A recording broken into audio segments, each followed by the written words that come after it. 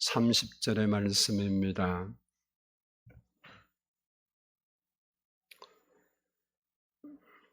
신약성경 마태복음 11장 28절로 30절 저와 한 절씩 교독하도록 하겠습니다.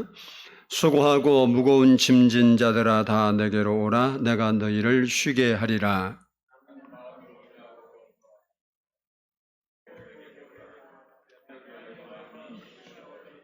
이는 내 멍에는 쉽고 내 짐은 가벼움이라 하시니라. 아멘. 할렐루야. 감사합니다. 우리 한번 따라서 합시다. 하나님은 내 아버지입니다. 예수님은 내 구주입니다. 성령님은 내 보호자입니다. 이 시간에도 하나님 아버지의 사랑과 예수 그리스도의 은혜와 보혜사 성령님의 충만한 역사가 여러분 마음에 넘치도록 임하기를 축복합니다. 지난 주일에는 수고하고 무거운 짐진 자를 초청하신 예수님께 우리가 나와서 예수님을 영접하고 예수님과 동행하는 삶을 살면 우리의 환경은 늘 바뀌지만 어떤 환경 속에서도 우리가 진정한 쉼과 평안을 누릴 수 있다는 말씀을 드렸습니다. 오늘은 진정한 쉼과 평안을 계속해서 유지하고 누리기 위해서는 무엇이 우리에게 필요한가, 이 부분을 함께 살펴보려고 합니다. 오늘 본문 29절을 보면 그렇게 살기 위해서는 예수님께 배워야 한다, 이렇게 말씀하고 있습니다. 그러면 우리가 예수님의 무엇을 배워야 하나, 오늘 본문 중심으로 잠시 살펴보려고 합니다. 먼저는 한번 따라서 합시다. 예수님의 온유를 배워야 한다. 29절 말씀을 보면 나는 마음이 온유하고 겸손하니 라고 했습니다. 온유라는 말은 일반적으로는 마음이 따뜻하고 그리고 부드러운 성품을 일컬어서 하는 말입니다. 그러나 성경에서 말하는 온유는 조금 다릅니다. 이 온유라는 성경에 쓰인 단어는 프라우스라는 단어인데, 이 단어는 거친 야생마가 주인에게 길들여진 후에 주인의 말에 절대 순종하는 것을 온유다, 이렇게 표현한 거예요. 그때 이 단어를 써요.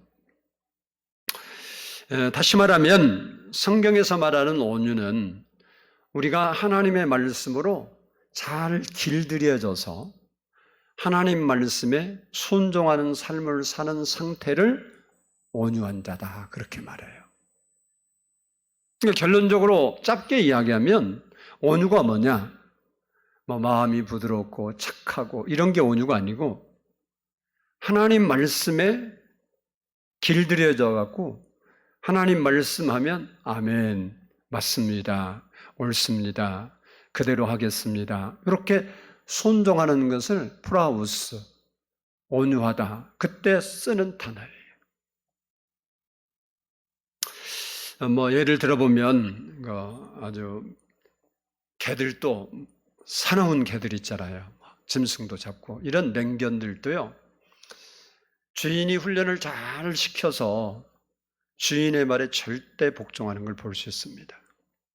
그래서 앉으라면 앉고 쓰라면 쓰고 발 달라면 발 주고 달려가라면 달려가고, 또 때로는 배가 고프고 자기가 너무 좋아하는 먹을 것이 있음에도 주인이 기다려, 딱 그러면 개가 뭔 소리야, 먹어야지, 그러지 않고 딱 앉아서 너무 먹고 싶으니까 자기 본능은 못 속이잖아요. 그러니까 침이 흘러요, 먹고 싶어서. 그런데도 절대 먹지 않아요. 그리고 딱 앉아서 기다려요. 그리고 주인이 먹어 그러면 아주 개걸스럽게 먹는 거예요. 이렇게 개가 주인의 말에 딱 순종하는 이런 그 부분을 가리켜서 온유한 개다 그러는 거예요. 사람은 온유한 사람이고.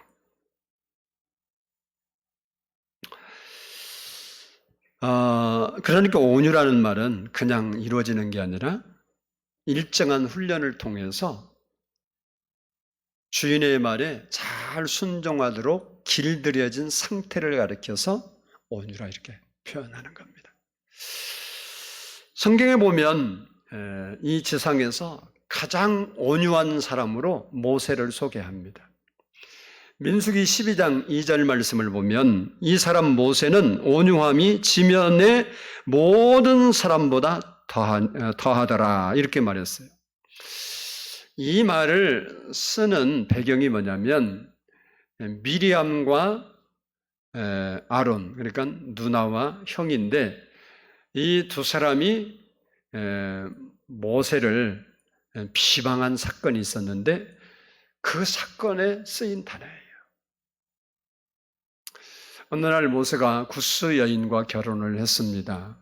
그 이유는 성경에 밝히고 있지 않기 때문에 왜 모세가 구스 여인과 결혼해야 하는지는 알 수 없어요. 물론 학자들이 추측하는 건 많지만 그건 뭐 중요한 것도 아니고, 그런데 중요한 것은 그 틈을 타서 미리암과 이 아론이 모세를 비방하고 모세의 권위를 무너뜨리는 도전을 해요. 민수기 12장 1절 말씀을 보면 모세가 구스 여자를 취하였더니 그 구스 여자를 취하였으므로 미리암과 아론이 모세를 비방하니라.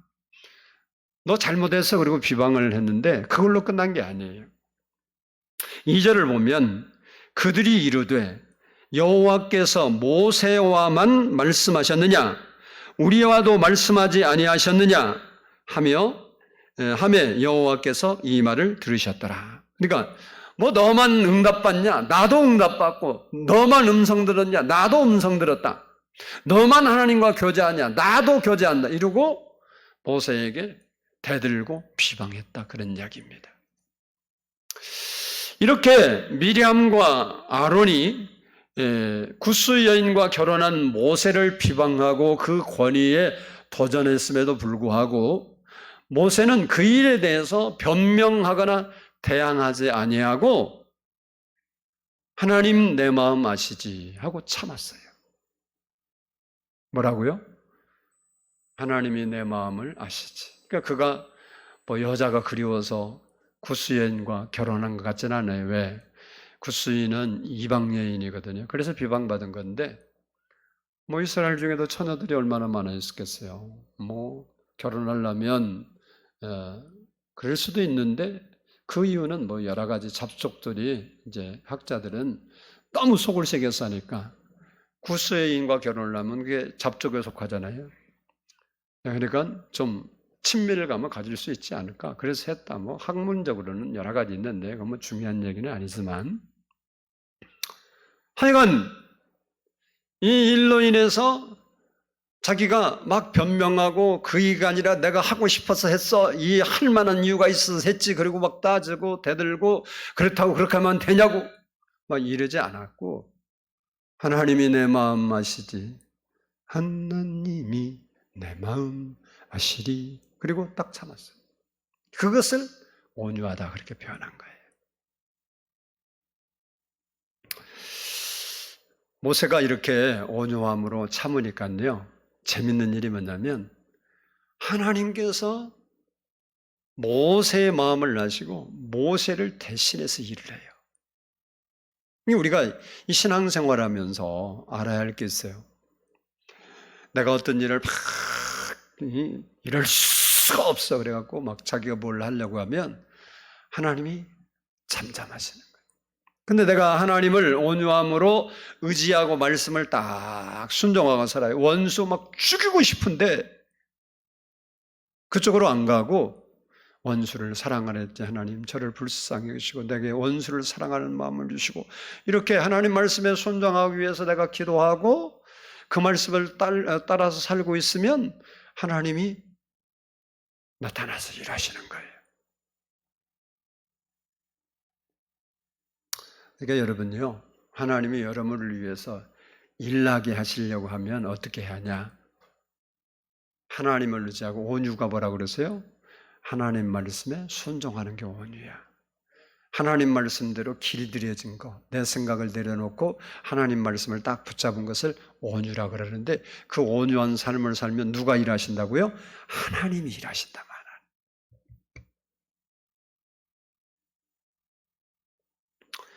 하나님이요, 우리를 위해 일하시면요, 내가 일할 때는 효과가 없는데 하나님이 일하시기 시작하면 놀라운 역사가 일어나요. 오늘 본문에서도 모세가, 아니 내가 최고의 지도자인데, 오늘날 같은 대통령 아니에요. 뭐 대통령보다 더 세지, 왕인데. 모세는 최고의 지도자잖아요. 그런데 그럴 수가 있냐고 그러고 따지고 혼내고 같이 비방하고 그랬으면요, 사건만 커지지 아무 일도 해결되지 않아요. 근데 자기가 딱 참으니까요, 하나님께서 모세와 아론과 미리암을 불러요. 회막으로 오라고. 세 사람이 하나님께 나가니까 하나님께서 미리암과 아론에게 이런 이야기를 해요. 모세와는 내가 대면하여 명백히 말하고 은밀한 말로 하지 아니하며 그는 또 여호와의 형상을 보았거늘 너희가 어찌하여 내 종 모세 비방하기를 두려워하지 아니하느냐. 한말로 말하면 너희들 너무 잘못했어. 그리고 하나님이 화를 버럭 내시고 그냥 가셨어요. 화나고 가니까 끝난 줄 알았더니 그게 아니고 아론과 미리암이 있었는데,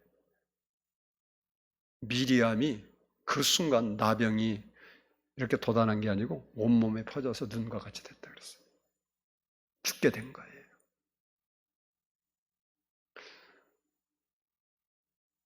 하나님이 딱 개입하니까 뭐 모세가 저주한다고 문둥병이 오겠어요? 나병이요? 미리암 하나님 나한테 저주하고 막 비방하고 헐뜯고 내가 지도자인데 지도자를 무시하고 그래서 내가 해먹을 수가 없습니다. 나병이 걸리게 해. 막 떨기면 떨어가면서 해도 나병 안 걸려. 근데 하나님이 와서 한마디 하고 가니까 나병이 걸렸다는 말은 하나님이 저주를 받았다는 거예요. 당시로 말하면. 그러면 우리 같으면 얼마나 좋았겠어요? 모세 마음이 그냥 고소하고 깨소금 맛이야. 그래, 잘 됐다. 그냥 속으로.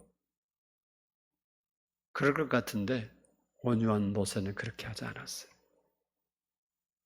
자기를 비방하고 험담했던 미리암의 그 나병이 고쳐지기 위해서 간절히 부르짖어서 기도했어요. 하나님께서 그 기도를 들으시고 미리암을 고쳐주셨어요. 용서했다는 거예요, 용서. 그러면 모세가 본래부터 이렇게 아주 온유한 자, 그런 사람은 아니에요. 모세가 바로의 공주의 아들로 애국 궁중에서 40년 자라면서요, 자기 확신, 그것이 뚜렷한 사람이었어요. 그리고 자기가 옳다고 딱 판단되는 일에 대해서는 좌우도 바라보지 않고 자기가 옳다는 일을 그대로 실행하는 아주 똑부러진 성격의 사람이었어요. 그래서 이 온유와는 전혀 거리가 먼 거예요. 40세가 되었을 때 자기 민족 히브리 사람 돕겠다고 애굽 사람은 그냥 쳐서 죽여서 모래에다 묻어요. 그랬던 그가 광야에서 40년 동안 훈련을 받고 나니 자기가 아무것도 아니라는 것을 깨닫고 나서 하나님 앞에 절대 순종하는 순종의 사람으로 바뀌었어요. 다시 말하면 온유한 사람으로 바뀐 거예요. 그랬던 그가 바뀐 거예요. 우리가 내 마음대로 하고 내 고집대로 되고 내 환경을 봐라, 내 형편을 봐라, 내 입장을 봐라, 너는 몰라서 그런다, 그리고 막 자기 중심으로 살던 그랬던 내가 하나님 말씀으로 깨어지고 부셔져서 그래, 하나님 말씀이 옳습니다 하는 사람이 되는 것이 온유한 거예요. 모세의 그 부분을 온유하다고 성경이 말하는 겁니다. 그래서 온유는 그냥 되는 게 아니라 훈련으로 완성되는 거예요. 오늘 본문의 예수님도 나는 온유하다 이렇게 표현하고 있는데 그 예수님의 생애를 보면 하나님 말씀에 절대 순종하는 자였어요. 빌립보서 2장 8절 말씀을 보면 사람의 모양으로 나타나사 자기를 낮추시고 죽기까지 복종하셨으니 곧 십자가에 죽으심이라 라고 말씀하고 있습니다. 예수님은 하나님의 말씀을 지키기 위해서 자기의 목숨을 버렸다는 거예요. 즉 하나님의 말씀에 아니요가 없어요. 예를 들어서 미움이 막 일어나는데 하나님 거예요. 너 미워하지 말고 사랑해. 그러면 예수님은 우리말로 표현하면 예 알겠습니다. 지금부터 사랑하겠습니다. 그리고 미움 싹 버리는 거예요. 예수님은 하나님의 말씀에 아니요가 없었어요. 고린도후서 1장 10절 말씀을 보면 하나님의 아들 예수 그리스도는 예하고 아니라 함이 되지 아니하였으니 그에게는 예만 되느니라. 그리고 요한복음 14장 31절을 보면 오직 내가 아버지를 사랑하는 것과 아버지께서 명령하신 대로 행한 것을 세상이 알게 하려 함이로다. 그러니까 자기는 하나님이 명령한 것을 그대로 했다 이거예요. 근데 내가 세상에서 하는 걸 세상이 다 하나님 말씀대로 내가 한 것을 알게 하기 위해서 이것을 말한다는 거예요. 한마디로 말하면 예수님은 하나님의 말씀에 절대적으로 순종하는 그런 삶을 살았던 겁니다. 우리가 예수님의 온유를 배워 온유한 사람이 되려면 예수님처럼 절대적으로 순종한 사람이 되어야 하는데 이것이 그래 내가 오늘부터 이제 여러분이 이제 오늘 설교 들었으니까 오늘부터 온유한 사람으로 살아야지 그래갖고 결단하고 결심해서 하루아침에 온유한 사람이 딱 되느냐? 아니라는 거예요. 상당한 시간 훈련을 통해서 온유한 사람으로 바뀌어지는 거예요. 그러므로 우리가 온유한 사람이 되려면 하나님의 말씀에 순종한 내가 되도록 내가 하나님 말씀에 순종한 내가 되도록 노력하고 지속적으로 훈련해야 된다는 거예요. 예를 들어서 너희는 마음에 근심하지 말라 그랬는데 근심거리가 딱 올라오면 어떻게 훈련해야 돼? 근심 안 하려고 훈련을 하는 거예요. 근심이 뭐냐? 나는 기뻐하리라. 아멘을 왜 안 하실까? 여러분이 그렇게 하는 것이 뭐예요? 온유한 자로 가는 거예요. 근데 아니 뭐 이때는 뭐 기뻐할 수가 없지. 당연히 슬퍼야지. 나만 그러겠어. 모든 사람이 다 그런 거야. 이렇게 이야기하면 자기를 훈련시키는 게 아니에요. 그래 하나님이 이럴 때 기뻐하라고 그랬지. 항상 기뻐하라는데 내가 근심이 뭐야? 근심은 물러갈지어다.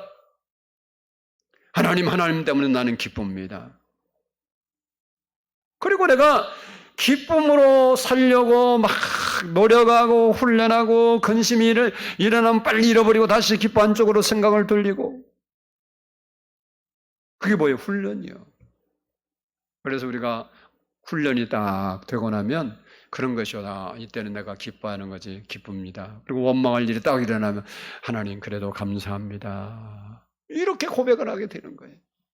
그럼 뭐예요? 하나님이 그 모습을 보면서 너는 온유한 자다.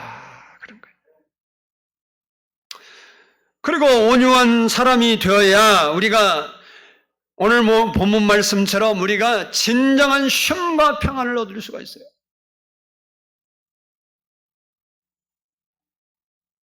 뿐만 아니라 온유한 자가 받는 복을 우리가 받아 누릴 수 있게 되는 겁니다. 마태복음 5장 5절 말씀을 보면 온유한 자는 복이 있나니 그들이 땅을 기업으로 받을 것이며 온유한 자가 땅을 기업으로 받는데요.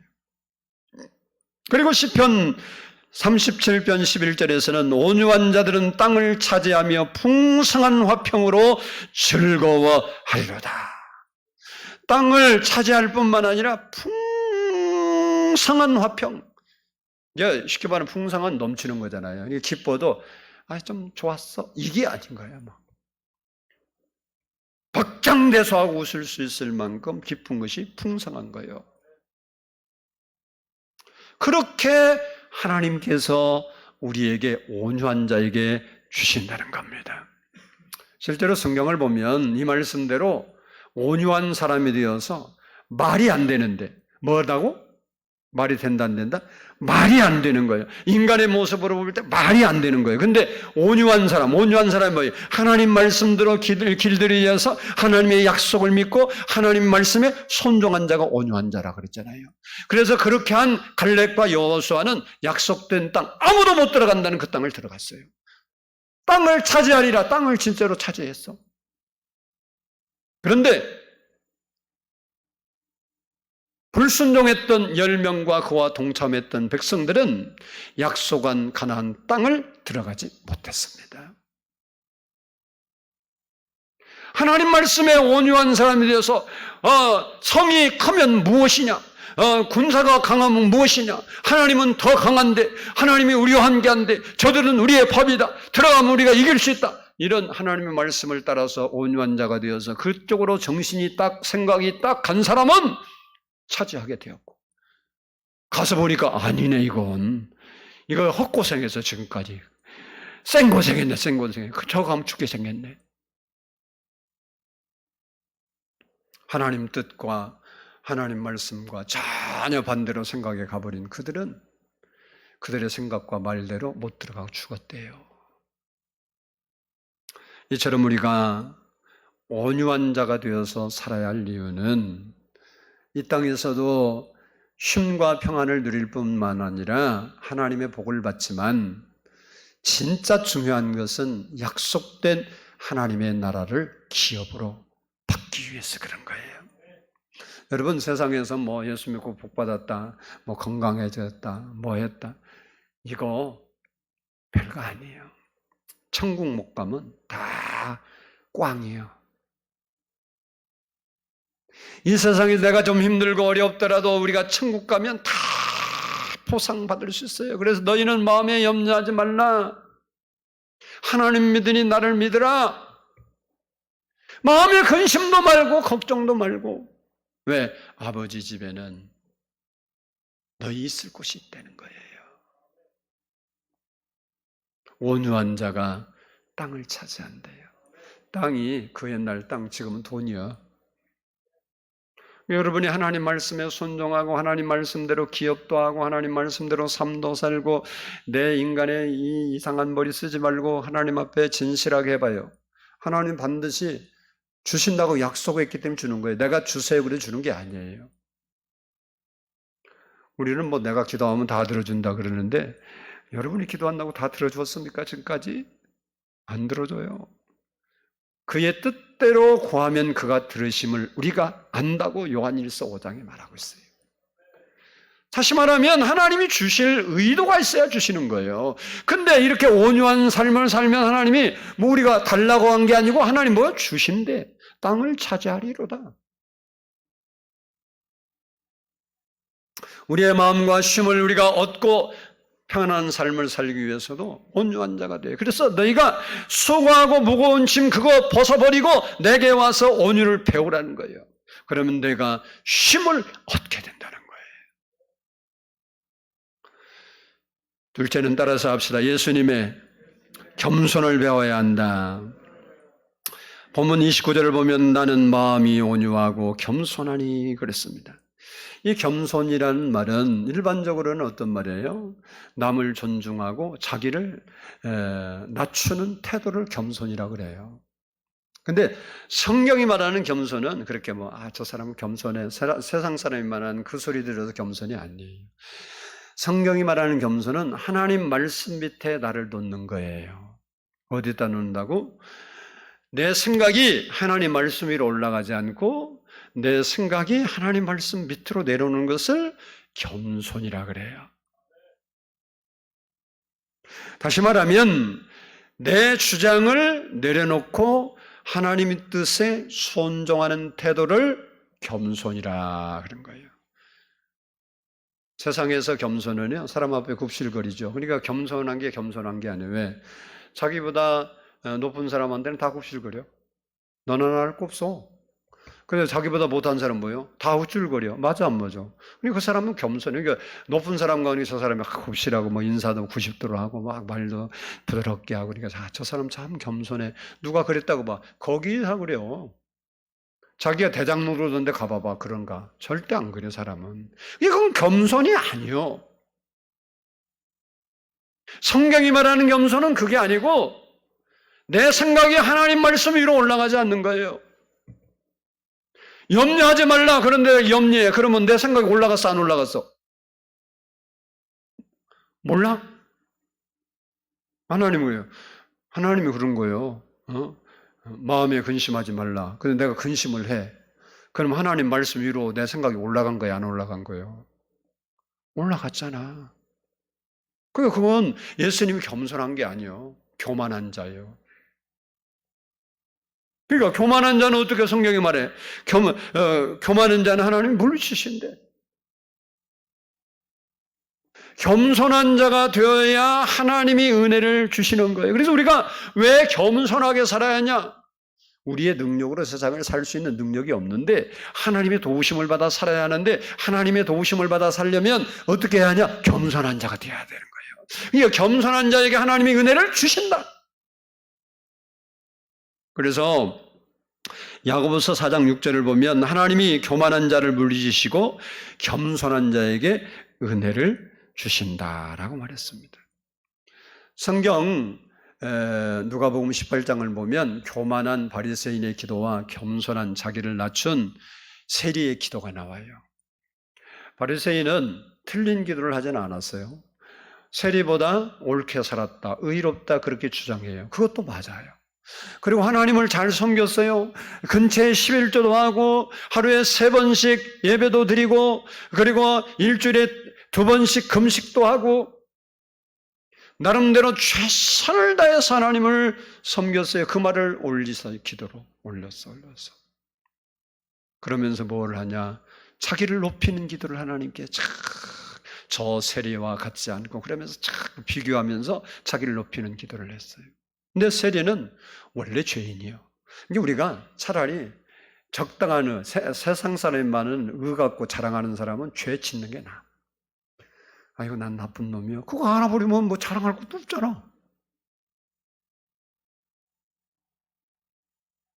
조금 자기가 뭐 주의 뜻대로 하고 말씀대로 살고 뭐 조금 다른 사람보다 뭐 주일성도 좀 잘하고 뭐 좀 성경대로 산 것처럼 생각하고 다른 사람 막 정죄하고 내가 저렇게 예수 믿으면 안 되는데 저렇게 하면 안 되는데 이런 사람은 교만한 사람이라고 바리새인 사람. 근데 세리는 어차피 죄인이니까 뭐 어차피 가서 그렇게 한 거예요.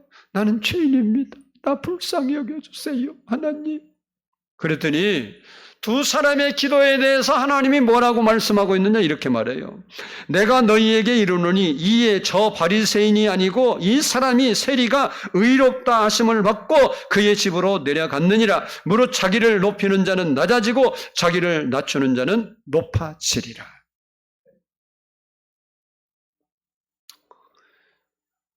그리고 잠언 24장 4절에서는 잘 들어봐요. 겸손과 여호와를 경외함의 보상은 이게 겸손하게 살면요 뭐가 따른다고? 보상이 따른대. 그게 뭐냐면 재물과 영광과 생명이니라.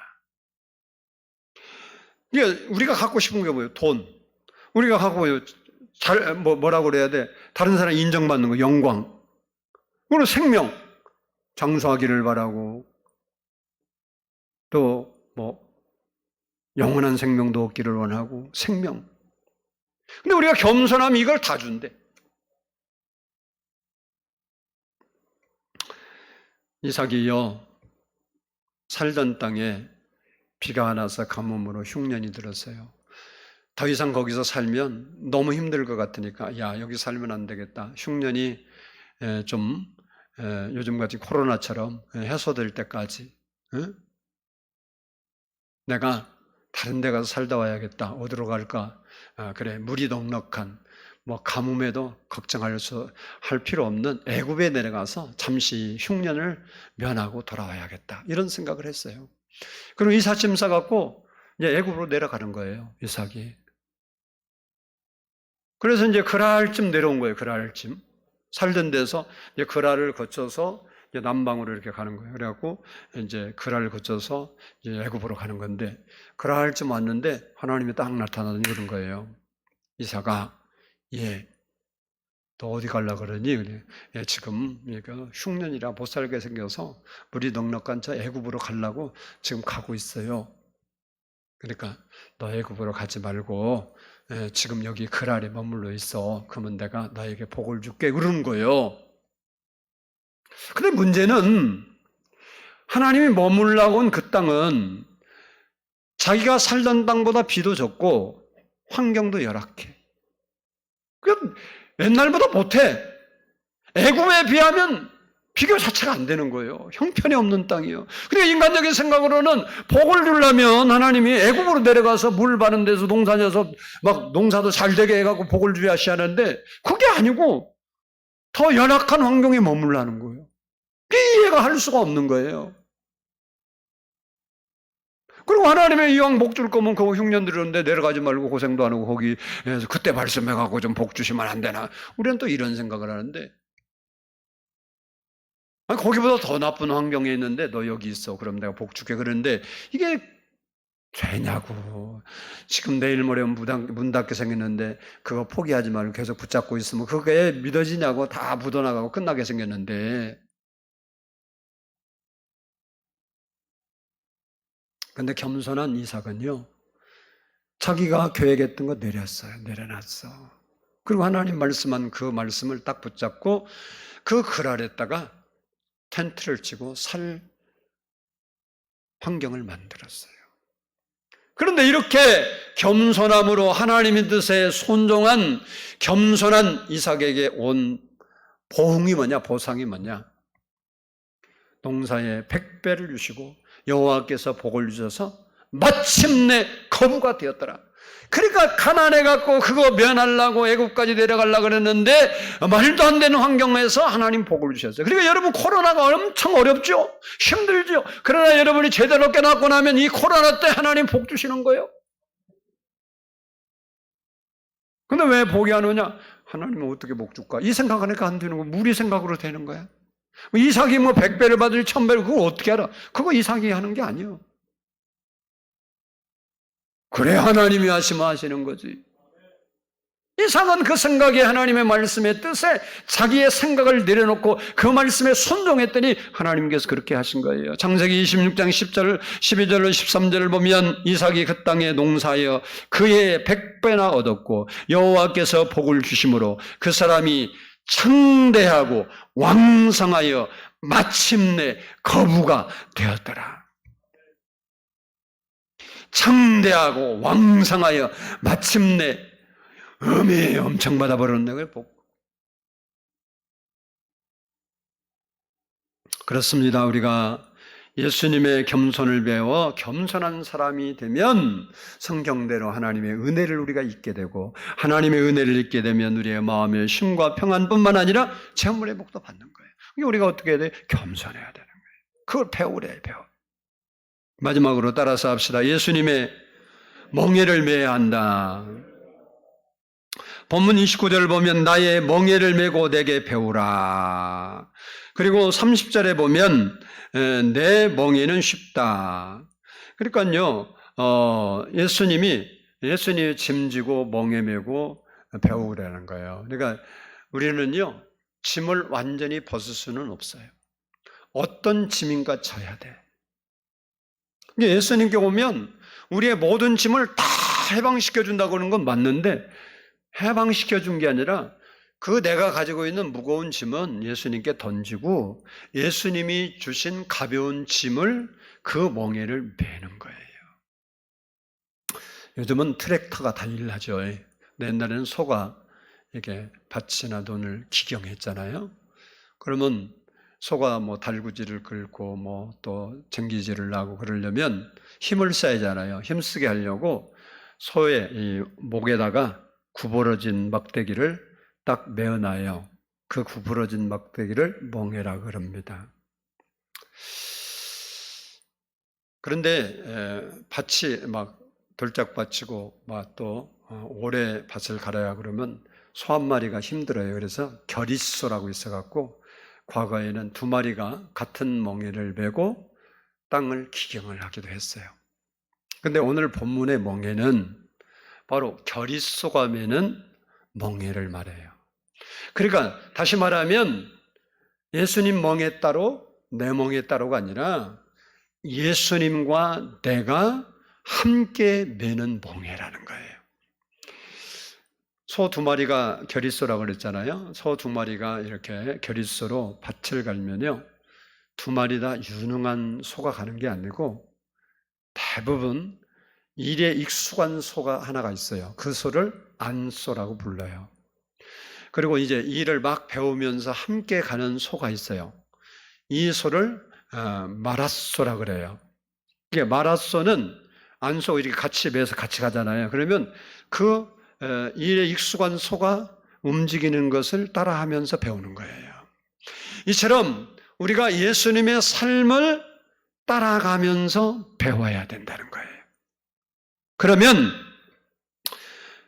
하나님께서 우리가 그렇게 배울 때 진정한 쉼과 안식을 주실 뿐만 아니라 넉넉한 삶을 살 수 있도록 은혜를 베푸신다는 거예요.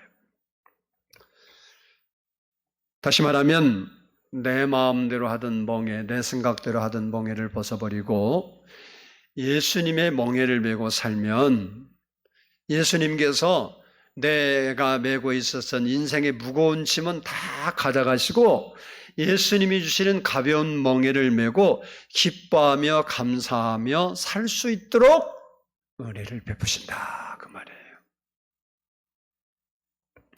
실제로 내가 지고 있는 짐, 우리 인생들이 지고 있는 짐은요, 다 무겁고 힘겨워요. 근심, 걱정, 원망, 불평, 또 거기에다가 불안, 염려, 실패, 좌절 등등등등 무엇 하나 쉬운 거 하나 없습니다. 다 나를 해롭게 하고 나를 무너뜨리고 나를 주저앉게 하고 나를 포기하게 하고 나를 절망으로 몰아넣는 거예요. 우리가 지고 있는 집은 다 그래요. 그러나 주님이 주시는 짐은 가볍다고 그랬는데 그 짐은 뭐예요? 기뻐하고 감사해라, 평안해라, 안식해라. 주님은 늘 그런 말을 해요. 새 힘을 준다, 소망을 준다, 건강을 준다, 복을 준다. 그러니까 예수님이 우리에게 주신다는 거, 주님이 우리에게 맡겨진 짐은 다 가볍고 쉬운 거예요. 이 중요한 것은 우리가 어떤 것을 지고 살 거냐예요. 그건 우리가 선택하는 거예요. 예를 들어서 우리가 살다 보면 근심 걱정이 막 파도처럼 내 인생에 밀려와요. 그러면 우리는 그 근심 때문에 오늘 우리 소정석 집사님이 일부 예배를 마치고 기도 좀 해달라고 그러더라고요. 왜 그러냐, 다리가 자꾸 붓는데요. 그래서 병원에 갔더니 뭐 간이 나빠도 그럴 수 있고 심장이 나빠도 그럴 수 있고 뭐가 어쩌도 그럴 수 있는데 검사를 보니까 멀쩡하대요. 근데 다리는 붓는다는 거예요. 아프냐니까 아픈 건 아니래. 근데 부으니까 사람이요, 그러면 자꾸 신경 쓰이잖아요. 그래서 기도 좀 해 주시는 게, 피가 원래는 피가 안 통해서 그래요. 심장에서 피를 제대로 못 돌려주고, 또 원래 우리의 근육, 발 밑에서도 발 밑이 제2의 심장이잖아요. 거기가 건강하면요 피가 돌아요. 근데 안 도니까 그래요. 자꾸 밑으로 피가 축적되니까 이렇게 붓고 그러는 건데, 어쨌든 그렇다고 그러더라고. 그래서 제가 그랬어요.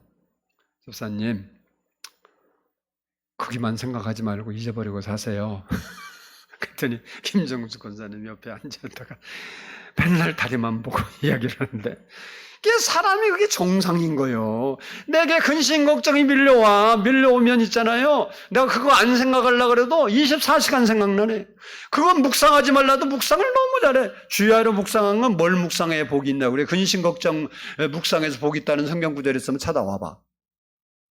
여호와의 말씀을 주야로 묵상하면 복이 있다 그랬지. 근데 그것은 묵상하지 말라고 그래도, 그 멍에는 매지 말라고 해도 24시간 매고 있어. 그 짐은 그냥 무거운 짐은 무거운 줄 알면서도 자기가 질 짐이라고 그렇게 지고 있어. 그때 그 멍에를 벗어버리고 주님의 멍에, 주님은 그때 뭐라 그래요? 너는 기뻐하고 감사하라. 그런 거예요. 그 멍에를 내가 딱 치고 나는 그걸 잃어버리고 이 멍에를 메고 기뻐하고 감사하는 거예요. 근데 이게 어려운 거예요. 왜? 그렇게 할 수 있는 근심거리면 누가 그렇게 했겠어? 당장에 내 눈앞에 보일 때 문제가 되고 힘들고 어려우니까 그 멍에를 메지 말라 그러는데도 메는 거예요. 근데 하나님이 주는 멍에는 진짜 쉽고 가볍잖아요. 아니, 여러분, 다 웃고 감사하고 살고 싶지, 근심하고 살고 싶은 사람 없잖아요. 이게 너무 쉽고 가벼운데 내가 실천을 하니까 너무 어려운 거예요. 그래서 우리가 이게 이제 결론이 어디서 나오냐? 예수님이 그런 거예요. 수고하고 무거운 짐진 자들아 다 내게로 오라. 내가 뭐라고? 너희를 쉬게 하리라. 뭘 쉬게? 내 무거운 짐을 가지고 오면 그것을 짐을 내려주어서 나를 어떻게? 쉬게 하시면 되는 거예요. 이 말씀을 믿는 사람은 예수님이 가벼운 짐, 그래, 주님이 내 무거운 짐, 근심, 걱정 다 가져가시고 내게 기쁨과 감사가 되게 하실 거야. 이 믿음이 오는 거예요. 그러니까 그 짐을 지는 거예요. 그러니까 예수님을 근본적으로 내가 말씀을 믿고 말씀의 그 하나님의 뜻에 나를 조절해서 그 말씀에 순종하고 그 말씀에 살도록 훈련되어져야만이 그 멍에를 되는 거예요.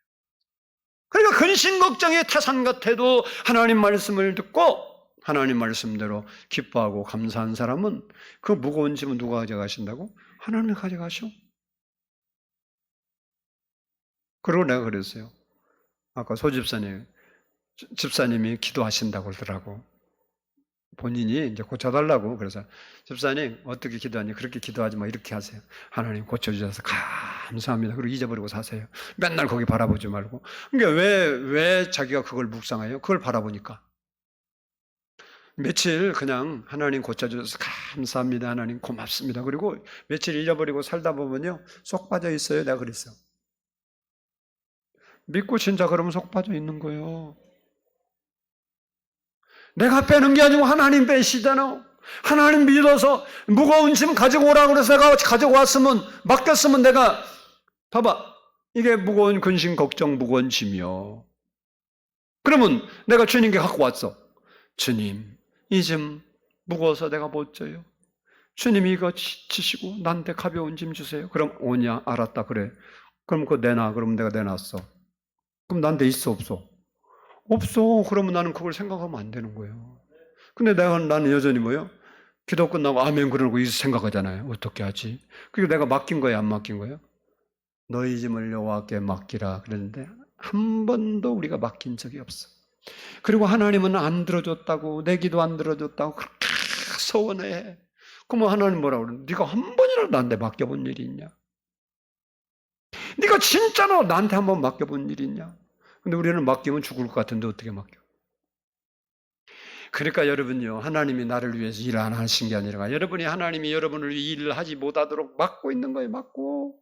이게 네 생각만 치워라. 그리고 내 말에 순종해라. 그러면 내가 역사한다. 주님은 그러고 있는데 아니 그게 아니고요. 내 방법대로 내가 하는 대로 해주세요.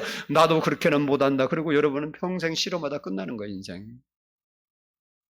그러니까 따라서 합시다. 내 생각을 홀딱 바꿔버리자. 그래, 내 생각은 틀렸고 하나님 생각이 올라. 나는 할 수 없지만 하나님 할 수 있어. 하나님이 무거운 짐 맡아준다 그랬으니까 내 질병이든 가난이든 내 문제든 그럼 하나님이 알아서 잘 해줄 거야. 합력해서 새로운 이시는 하나님이 잘 해주실 거야. 아멘, 감사합니다. 할렐루야. 나는 하나님 때문에 기뻐합니다. 그러고 살아. 우리 집사람은 저는요, 다른 것 때문에 안 다투는데 요즘은 또 뭐 때문에 자꾸 트러블이 생기냐? 먹는 거. 그 건강이 나쁜 걸 왜 먹냐고. 내가 어제도 라면 한 번 끓여 먹자 그랬다가 혼났어. 한 번도 요즘 먹은 일도 없는데 한 번 말했다가 건강이 나쁜 놈에. 나 위해서 그러죠. 그걸 내가 모르는 건 아닌데 한번 라면 먹는다고 내가 죽겠어. 나는 건강 그렇게 안 믿어요. 물론 조심해야 되는 건 뻔히 알아요. 나도 내가 나쁘게 살면서 하나님께 뭐라고 하면 그거 잘못된 거예요. 그러나 뭐 일반적으로는 하나님 책임질 거 믿고 사는 거예요. 뭐 피가 나쁘면 하나님 피 좀 고쳐주세요. 그러면 하나님 알아서 해줄 거 아니에요. 저도 그런 거 많아요. 뭐 여러분한테 했던 뭐 내 콩팥도 너무 나빠가고 의사한테 내가 그랬잖아요. 의사가 일어나면 당신 뭐라 그래 그거 저 병원 가서 피 걸리는 거 있잖아. 피 걸리는 걸 뭐라 그래요? 그것도 잊어버렸어. 에? 투석. 이러다가 보면 몇 년 가면 투석해야 된다고 관리하라고 그러더라고. 그래서 내가 의사한테 그래서 뭐 하나님이 고칠 수도 있어요. 내가 그거 다음에 검사에 좋아지면 예수 믿을 거냐고 그러니까 그럼 믿는다고 그러더라고. 안 믿을 거예요 지금 아마. 이사가 갖고 우리 교회 한번 오기는 왔는데 근데 나 다음 거 기도 가서 검사하니까 좋아져 버렸더라고. 이거 이상하다. 이런 일이 없는데. 뭐 이런 일이 없어. 하나님은 뭐보다는 게 어디 있어? 여러분이 하나님을 띄엄띄엄 믿으니까 안 하지. 물론 하나님은 능력이 없어. 수고하고 무거운 짐진 자라 다 내가 오라 내가 너희를 쉬게 하리라 그 말씀 믿으면 여러분이 아무리 큰 예수님이 요만큼만 짐은 맡아주고 요만한 짐은 안 된다 그런 적이 어디 있어? 내가 수고하고 힘들고 고달프고 어렵고 힘든 그 모든 거 뭐든지 주님. 그래서 이렇게 예수님 말했어요. 봐봐요. 예레미야 29장 11절을 보면요. 여호와의 말씀이니라. 너희를 향한 나의 생각을 내가 아나니 평안이요 재앙이 아니니라. 평안이요 재앙이 아니니라. 이스라엘 백성들은 하나님께 맡기지도 못하고 하나님께도 제대로 섬기지 못하면서 왜 우리에게 이렇게 어려움을 줍니까? 이러고 재앙 줬다고 따지고 있는 거예요. 그러니까 하나님께 니들이 나를 몰라서 그렇지 나는 절대로 너희에게 재앙을 주고 싶은 생각이 이만큼도 없다. 나는 너희가 평안하기를 바란다. 그러면서 또 뭐라고 말하냐? 너희에게 미래와 희망을 주는 것이니라. 예수님은 그러니까 우리가 내일에 막 희망찬 내일을 기대하고 미래가 있는 암울한 게 미래가 있는 삶을 희망찬 삶을 우리에게 주기를 원한대. 이런 분이요 세상에 어디 있어? 찾아와 봐. 누가 그렇게 해줘? 그러니까 여러분이 하나님 제대로 만나서 하나님께 제대로 붙들리면 하나님이 제대로 역사하면 이 일이 일어나는 거예요. 이유가 없어. 우리 마음 근심 걱정 있습니까? 하나님 제대로 만나봐. 근심 걱정 싹 날아가 버리고 평안히 평화 그러고 사는 거예요. 어떤 사람은 뭐 집에만 있으면 답답하냐고. 왜 답답해? 왜? 주님이 없으니까 답답하지. 주님과 해봐봐. 뭐가 답답해요? 기분 좋지. 뭐 동해안 가서 야호해도 기쁜 줄 알아? 나는 그거 하나도 안 기뻐. 나는 편하게 다 두면 기뻐. 여러분, 하나님이 말씀한 말씀을 믿으세요. 오늘 여러분이 지치고 힘든 심령이 쉼을 얻고 우리의 삶의 안식을 얻고 하나님의 복을 얻기를 원하면 믿으세요. 그리고 배우세요. 어떤 자가 되도 겸손한 자, 온유한 자. 온유가 뭐라 그랬어요? 하나님 말씀에 길들여져서 하나님 말씀에 순종하는 게 온유예요.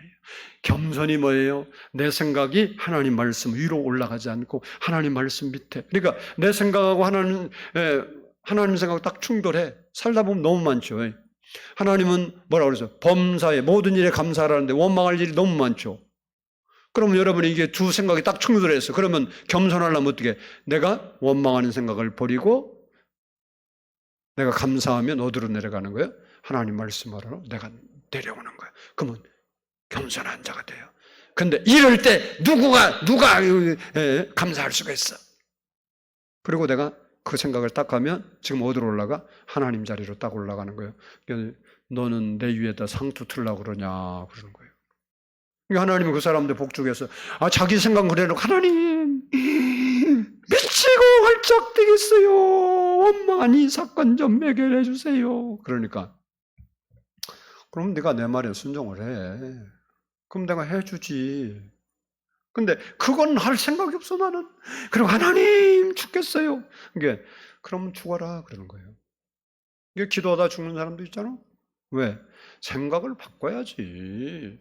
이게 겸손한 자가 되고 온유한 자가 되어서 주를 부르면 주님이 대답을 안 하는 게 이상한 거지. 그럼 돌아가셨지. 그래서 오늘 본문이 그런 거예요. 너희가 인생에 수고하고 무거운 짐 많지. 그것 때문에 너 걱정하지 말고 내게 와. 그리고 나한테 다 맡겨버리고 내가 주는 가벼운 짐과 멍에를 메고 나한테 배워서 너희가 하나님 말씀에 조절할 수 있는 삶을, 겸손한 삶을, 온유한 삶을 살아. 그럼 너희는 형통할 거야. 그렇게 말하는 거예요. 사랑하는 성도 여러분, 집에서 듣든 여기서 듣든 여러분이 하나님 말씀을 신뢰하고 여러분이 주님이 주신 멍에를 메고, 멍에는 힘든 거잖아요. 여러분이 원망될 때 감사하는 거 힘들어요. 근심될 때 기뻐하는 거 힘들어요. 미움이 생길 때 사랑하는 거 힘들어요. 멍에는 힘든 거예요. 그런데도 이왕 맬 거 예수님이 주신 멍에, 말씀의 멍에를 메면 기적이 일어나는 거예요. 예수님의 멍에를 메고 예수님의 온유와 겸손을 배워서 그런 사람에 베푸시는 평안을 여러분이 누리며 살 수 있기를 주의 이름으로 축복합니다. 기도하겠습니다.